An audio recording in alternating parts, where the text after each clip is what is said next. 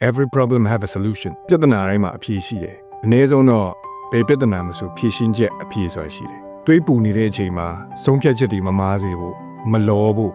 ခေါင်းအေးအေးနဲ့ဒီကိစ္စတစ်ခုကိုဘယ်လိုဖြေရှင်းမလဲဆိုတာကိုစဉ်းစားနိုင်မှုအတွက်ကိုနေ့စဉ်နေ့များပုံမှန်ကိုယ်ကောင်းကိုအမြဲတမ်းကြည်အောင်ထားရတယ်စိတ်ကိုရှင်းအောင်ထားရတယ်အတက်နိုင်ဆုံးကောင်းတဲ့ energy ပေါ့နော် positive energy ဆိုတဲ့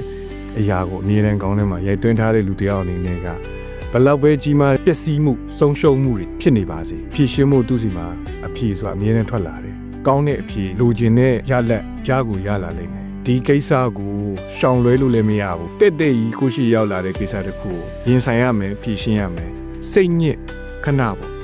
စိတ်ဒုက္ခရောက်ခဏပေါ့ဒီပြဿနာတစ်ခုကိုကင်တွယ်ပုံစဉ်းစားပုံ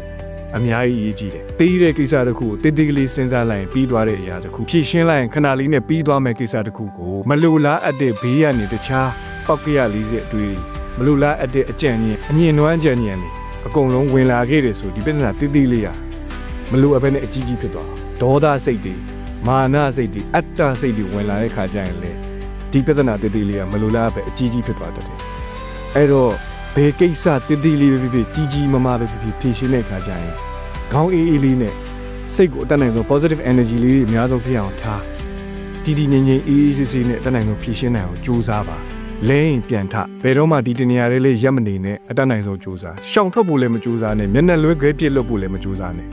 ဘယ်တော့မှမကြိုးစားနဲ့ဖြစ်လာမှာမဟုတ်အဲ့တော့ဘယ်ကိစ္စမဆိုဖြစ်လာရင်ခေါင်းအေးအေးလေးနဲ့ဖြည့်ရှင်းနိုင်ဖို့ကြိုးစားပါလူတွေတစ်ခါကျရင်ပြုံးနေဖို့မေ့တတ်တယ်အဲ့တော့အမြဲတမ်းပြုံးထားပေးပါ